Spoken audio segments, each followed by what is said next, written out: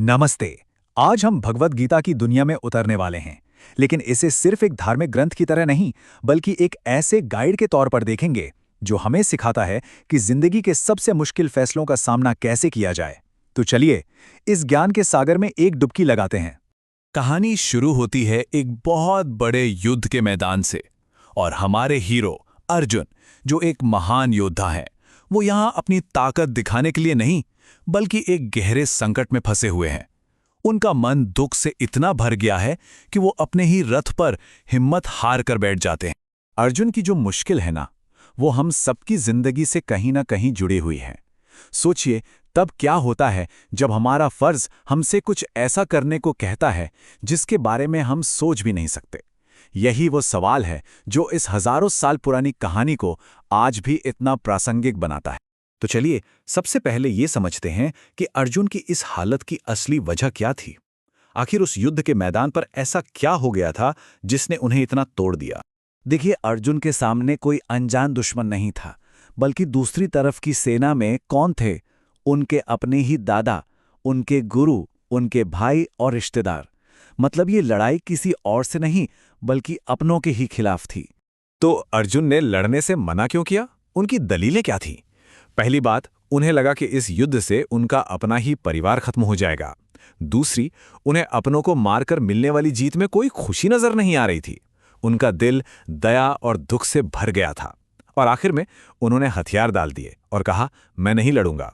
और बस यहीं पर कहानी में एक बहुत बड़ा मोड़ आता है। अर्जुन के सारथी भगवान कृष्ण उनकी ये हालत देखते हैं और बोलना शुरू करते हैं। यहीं से गीता के उस महान ज्ञान की शुरुआत होती है जो आज भी हमारा मार्गदर्शन करता है।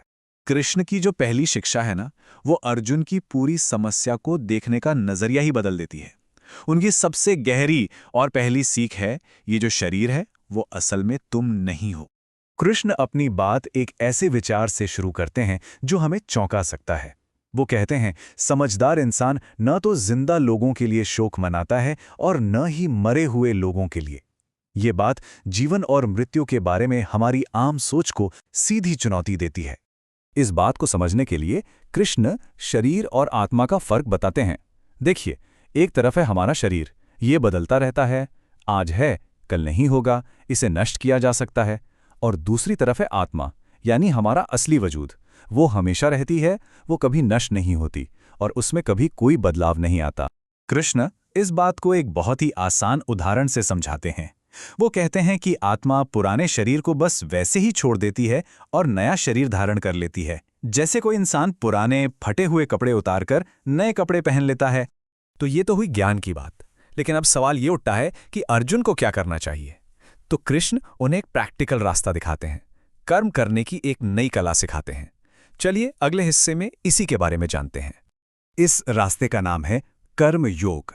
कर्म योग का सीधा सा मतलब है बिना किसी स्वार्थ के अपना काम करना, यानी अपना कर्तव्य निभाना, लेकिन उसके नतीजे से कोई उम्मीद या लगाव नहीं रखना।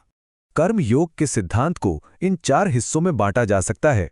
पहला, हमारा अधिकार सिर्फ और सिर्फ काम करने पर है। दूसरा, उस काम का नतीजा क्या होगा यह हमारे हाथ में कभी नहीं होता।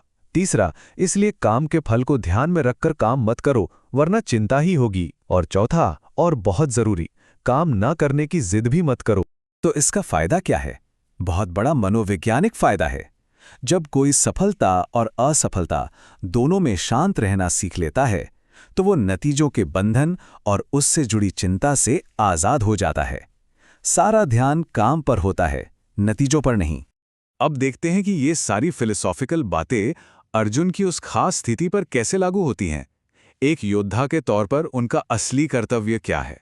कृष्ण सबसे पहले ये बताते हैं कि अगर वो अपना कर्तव्य छोड़ देते हैं तो उसका नतीजा क्या होगा। उन्हें मिलेगा पाप, अपमान और बदनामी। और इसके ठीक उलट, अगर वो अपना कर्तव्य निभाते हैं तो क्या होगा? कृष्ण कहते हैं, अगर युद्ध में मारे गए तो स्वर्ग मिलेगा, और अगर जीत गए तो इस धरती पर राज करोगे। मतलब दोनों ही सूरतों में जीत पक्की है। अपनी बात पर जोर देने के लिए कृष्ण एक बहुत ही तीखी बात कहते हैं। वो कहते हैं, एक सम्मानित व्यक्ति के लिए अपमान मौत से भी बुरा होता है। इससे अर्जुन को समझ आता है कि उनके फैसले का दांव कितना बड़ा है। चलिए अब इस चर्चा के आखिर में देखते हैं कि इस रास्ते पर चलकर इंसान आखिर कैसा बन जाता है। एक स्थिर बुद्धि वाले इंसान की पहचान क्या होती है? एक स्थिर मन वाले इंसान के कुछ लक्षण हैं। वो दुख में परेशान नहीं होता, सुख के पीछे नहीं भागता। वो लगाव, डर और गुस्से से पूरी तरह आज़ाद होता है। अच्छा नतीजा मिलने पर बहुत ज्यादा खुश नहीं होता और बुरा नतीजा मिलने पर दुखी नहीं होता। इस मानसिक कंट्रोल को समझाने के लिए एक बहुत ही सुंदर उदाहरण दिया गया है। ऐसा इंसान अपनी इंद्रियों को बाहरी दुनिया से वैसे ही समेट लेता है जैसे कछुआ खतरे को देखकर अपने हाथ पैर अपनी खोल के अंदर खींच लेता है। और यही वो मन की अवस्था है जिसे परम शांति कहते हैं। यही वो आंतरिक शांति है जो हमें सच्ची खुशी की ओर ले जाती है। एक ऐसा मन जिस पर बाहरी दुनिया के उथल-पुथल का कोई असर नहीं होता। तो ये प्राचीन ज्ञान आज हमारे लिए एक सवाल छोड़कर जाता है। इस आज की भागदौड़ भरी दुनिया में स्थिर मन के साथ अपनी लड़ाइयाँ लड़ने का आखिर क्या मतलब है? ये एक ऐसा सवाल है जिस पर हम सबको सोचने की जरूरत है।